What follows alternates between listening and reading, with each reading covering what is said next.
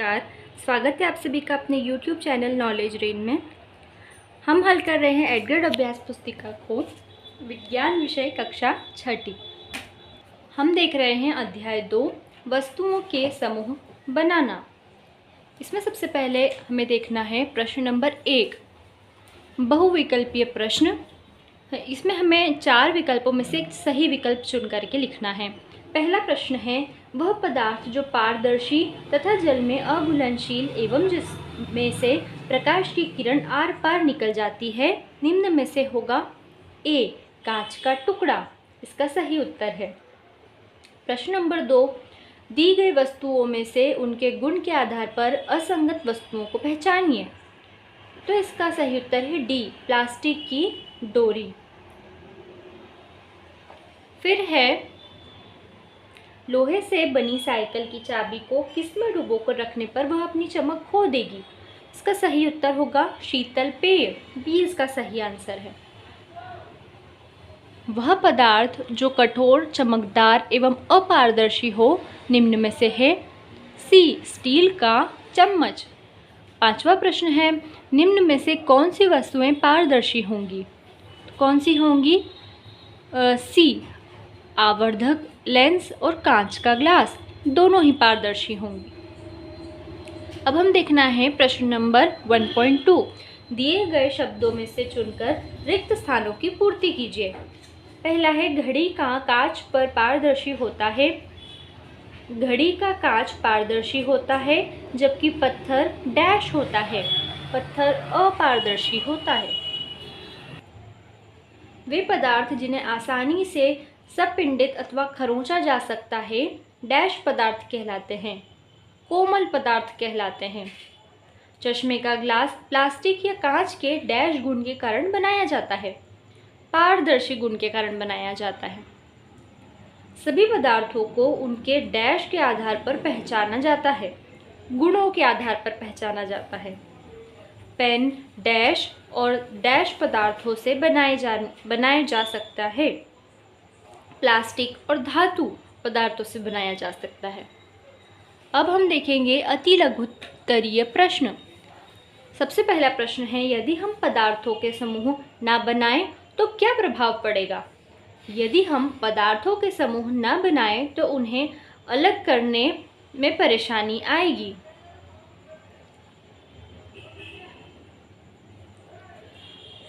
चौथा प्रश्न है पहेली अपने दादाजी के साथ टॉफ़ी खरीदने दुकान गई तो वहाँ उसने देखा कि सभी टॉफ़ियाँ कांच की बोतलों में रखी थी।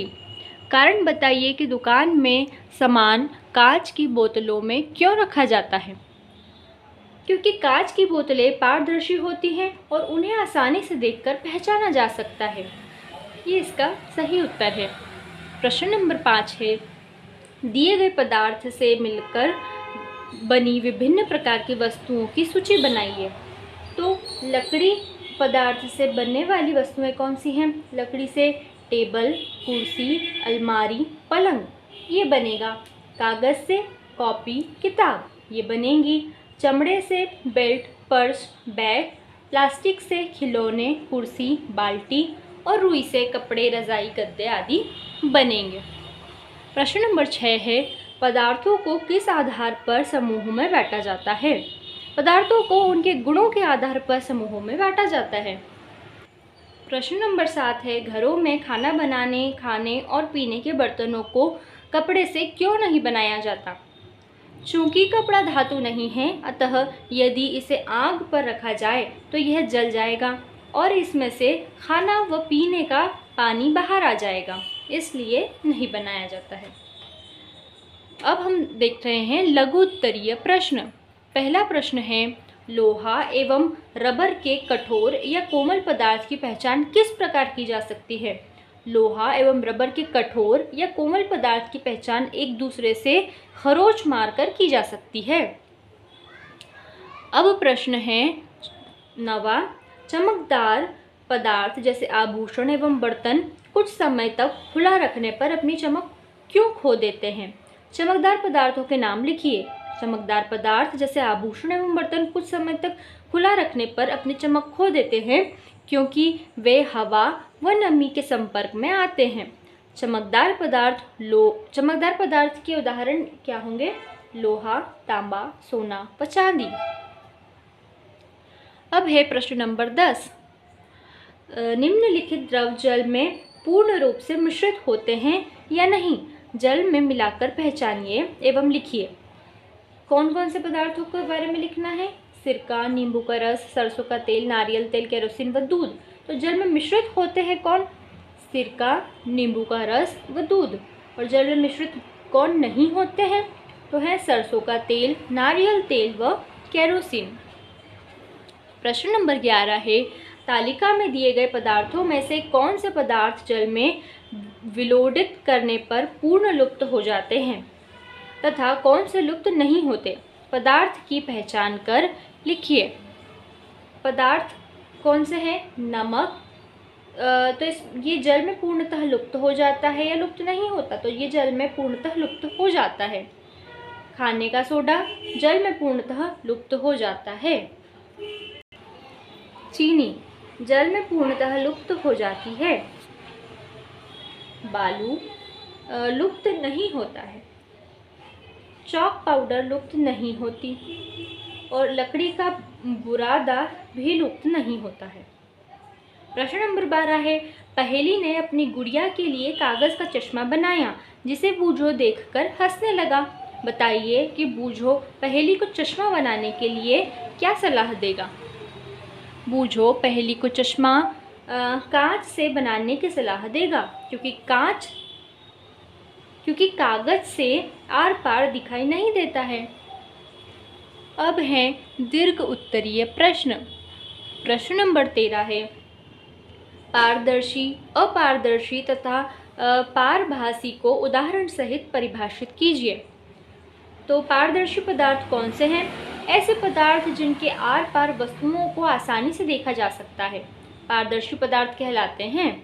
जैसे कांच, जल, वायु, कुछ प्लास्टिक की वस्तुएं। अपारदर्शी पदार्थ ऐसे पदार्थ जिनके पार देखना संभव नहीं होता अपारदर्शी पदार्थ कहलाते हैं। जैसे लकड़ी के बर्तन, धातु के बर्तन। तीसरा, पारभासी पदार्थ ऐसे पदार्थ जिनके आर पार देखा तो जा सकता है किंतु स्पष्ट नहीं पारभासी पदार्थ कहलाते हैं। जैसे बटर पेपर, एक्सरे प्लेट इत्यादि। प्रश्न नंबर 14 है, तालिका में दी गई वस्तुओं को जल में डालकर बताइए कि कौन सी वस्तु जल में तैरती है अथवा जल में डूब जाती है। लकड़ी ये जल में तैरती है। तांबे का तार जल में डूब जाता है। चौक के टुकड़े जल में डूब जाते हैं।